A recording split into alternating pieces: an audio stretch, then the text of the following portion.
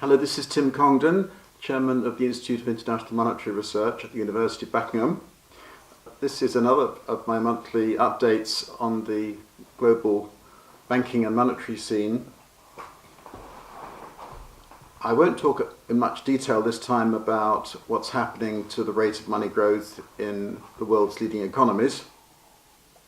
I did that last month, and my main message there was reassuring that the prospect is for continued moderate but positive growth of money in the main economies, and therefore no prospect of a recession in 2018 and no great risk of rising inflation either. However, the newspapers continue to be full of stories about too much debt, problems in banking systems, risks of bank failure in some sense, which, let me be clear that, in my view, the cause of the Great Recession of 2008 and 9 was a collapse in the rate of growth of the quantity of money. I argued that in my contributions to the book which came out in June, Money in the Great Recession, and controversial, can be debated, I know that. However, I would argue that that point of view is consistent with a great deal of evidence. We know that in the long run there is a relationship between the rate of growth of money and the rate of growth of nominal national income, so that when you get big fluctuations in money growth, that tends to affect economic activity. When you get a big fall in the rate of growth of quantity of money, you get a recession or a depression. We also know that there is a theory that explains these relationships. So not only is this approach consistent with evidence, it's also consistent with good, well-established economic theory. Now, what's been fashionable in the years since the Great Recession in explaining these events is that something went wrong in the banking system, so that in some sense the banks had to be tidied up, and above all that they needed more capital. And we continue to hear suggestions that if banks don't have enough capital, another Great Recession is looming. And the most recent of these was in the most recent prominent one, perhaps I should say, because there are so many of them, was in the Financial Times over the weekend.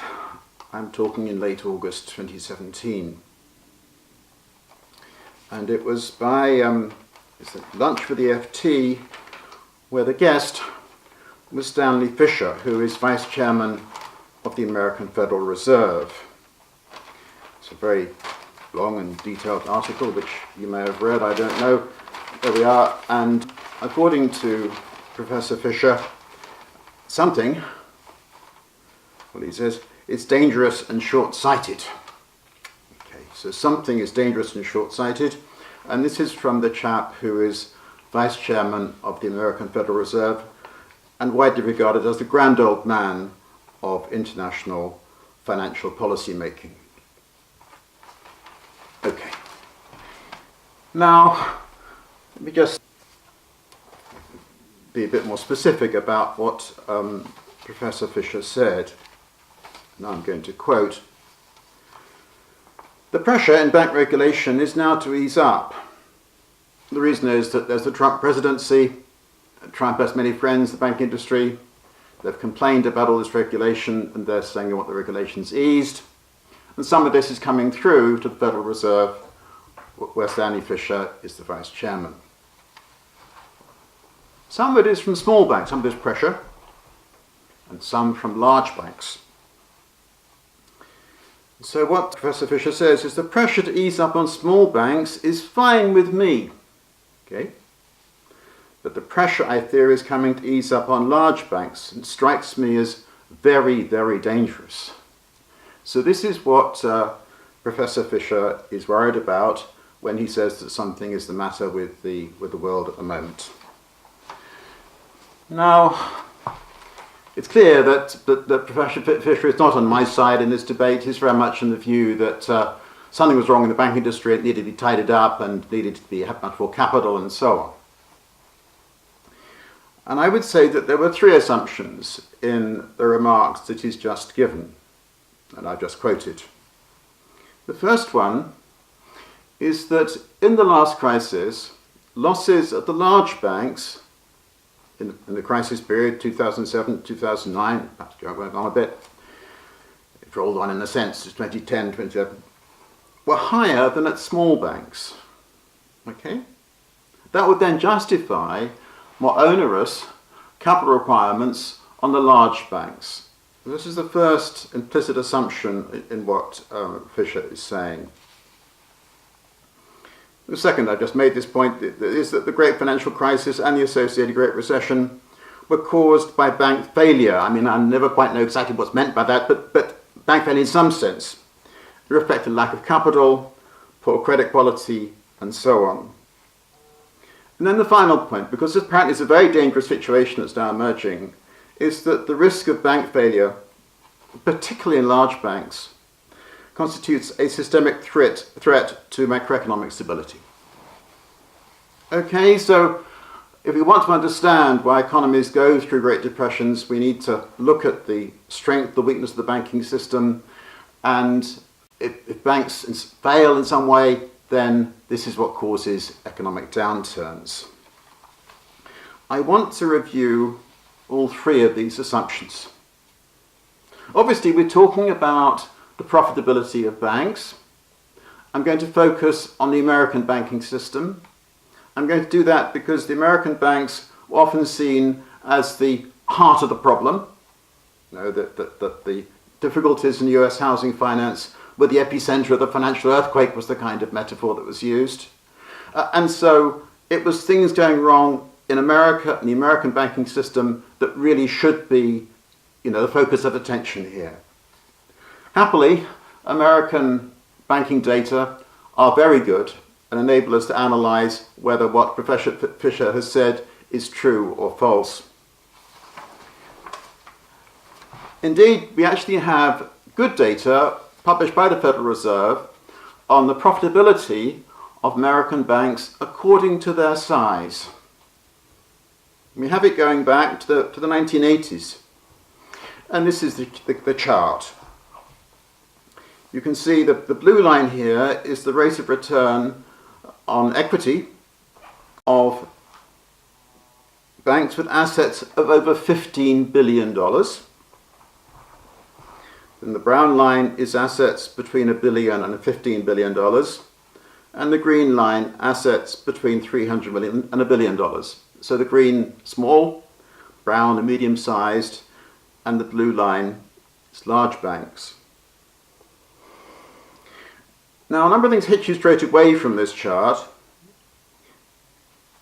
Very, very steady in the 1990s, also more recently, although at a low level. But then there's these two periods of apparent difficulty. The 1980s, you can see those ups and downs and some minus numbers, slow losses. And then the more recent period, 2007, 2009. And visually, in fact, it seems the 1980s were more problematic than the period of the Great Recession. I'll come on to that, to discuss that a bit more shortly. What I want to do, first of all, is to focus on this question of whether the losses in American banking in the Great Recession were particularly in the large banks. And so what I've done here is to use that same data I just presented, but for a shorter period, from 2006 to 2012.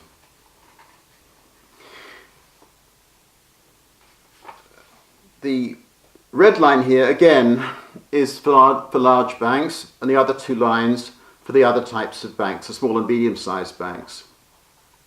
Now, if Fischer were correct in all his focus on large banks, the losses should have been mostly in the large banks. You can see straight away that's not true. On the contrary, the large banks had a more robust rate of return on equity than the small banks or the medium-sized banks, And to the extent that there was a problem, the problem was in the medium-sized banks.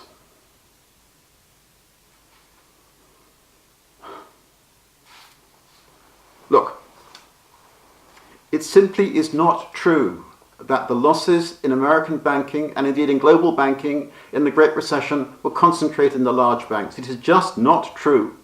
And it's another example of this tendency of international regulatory officialdom to simplify and to stereotype and not to check the actual figures. Okay. The large banks were profitable almost consistently as a group in the crisis, and despite the problems at Citigroup and one or two other banks, taken as a whole, they were profitable. It was the medium-sized banks where the problem was concentrated, but actually, relative to their equity capital, the losses were really quite small. Okay. Then let's just think about whether it really is the case that, this is about the second assumption in Fischer's statements, this idea that the loss-making in large banks is a particular threat to the system. Now, what I want to do now is to return to that chart, the first chart that I showed you, and to remember that one of the things that came out was that there was trouble in the 1980s as well as more recently. Okay. As it happens, this impression that the 1980s were worse than the last few years is misleading. Because in fact, the losses in that period were concentrated in, wait for it, the large banks. Let's try and work out in a bit more detail what was going on in the 1980s. In 1982, the Mexican government announced it was going to be rescheduling its debt. It didn't ask anybody's permission for that. It didn't ask the permission of the American banks and other foreign banks that had lent to it. This was the third world debt crisis. For many American big banks, money center banks as they were called in those days, their capital was less than 3% of their assets. It was lower than it has been in the last 20, 30 years. In the early 1980s, many big US banks were operating on capital to asset ratios, equity capital asset ratios of under 3%. Okay. The third world debt that they held was about to inflict losses on them if they'd all been marked to market and so on in the way that currently is becoming fashionable again. Marked to market of 5-10% of assets. These banks were well and truly bust. They really were bust. Not like recent past, they really were bust. Okay. And the losses were in the big banks, because the smaller banks and the medium-sized banks had restricted themselves to American lending. They hadn't been lending to other countries. It was the big banks that were at fault. Something else was going on in America in the 1980s, and this was that at the start of the decade, the Federal Reserve pursued a policy of severe monetary tightening in order to check inflation. This has been, Volcker was chairman of the Fed. And these very high interest rates applied to, meant then that what America has a specialist housing finance intermediaries called savings and loans corporations, S&Ls. They had to pay these very high interest rates on their deposits, but many of their mortgages were very long-term, paying only 3, 4, 5%. So prime rates over 20%, deposit rates well into the teens, returns on assets were 3, 4, 5%. 1/3 of the American housing finance industry, the S&Ls, went bust. And again, it's not like the recent past. These organizations were really completely bust. All right. Now, if we were worried about the relationship between banking system solvency, particular solvency of large banks, and macroeconomic activity, surely what was going on in the 1980s was far more troubling than what was going on in 2007, 2008, and 2009. So we should expect a big recession in the 1980s? No. The US economy did have a recession, 1980 to 82, essentially because policymakers had to squeeze inflation out of the system. And then they had a big boom. And the big boom coincided with all of these problems coming through, being resolved, being sorted out in the large banks and the US housing finance industry. It is just not true that problems in the financial system necessarily cause recessions. It just is not true, and it certainly is not true that the large banks alone must have all of this attention and be subject to particularly tight regulation. The counter-evidence is absolutely compelling for actually a period when both myself and Stanley Fischer were alive and indeed to some extent dealing with these problems in rather different capacities.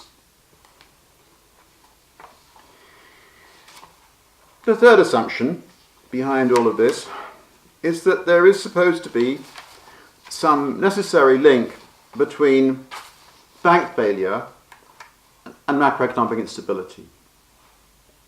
Well, there is a possible link, and it works like this.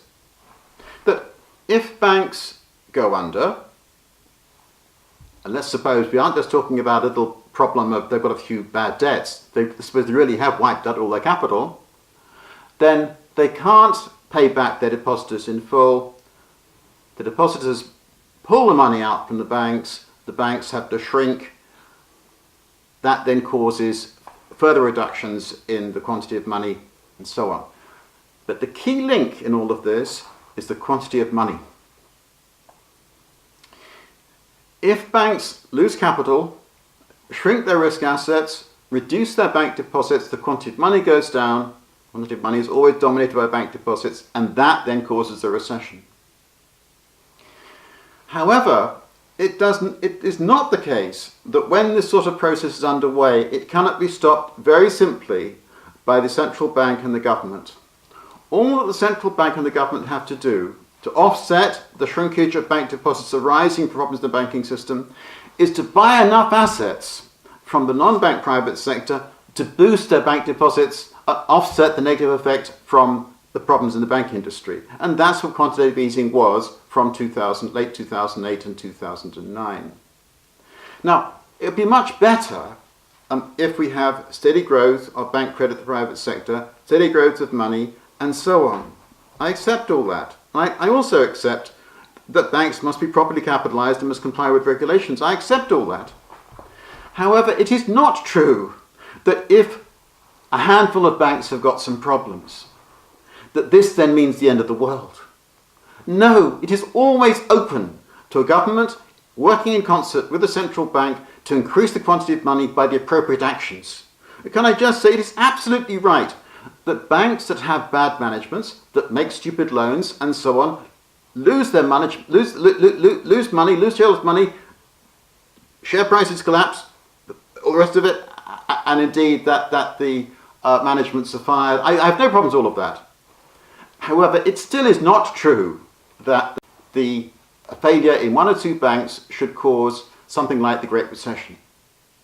No, the Great Recession was caused, like the Great Depression before it, 80 years earlier, was caused by blunders in official policy. The heart of the problem was a collapse in the rate of growth of the quantity of money, which could have been avoided by the Federal Reserve in the early 1930s and similarly could have been avoided in 2008 and 2009. Thank you.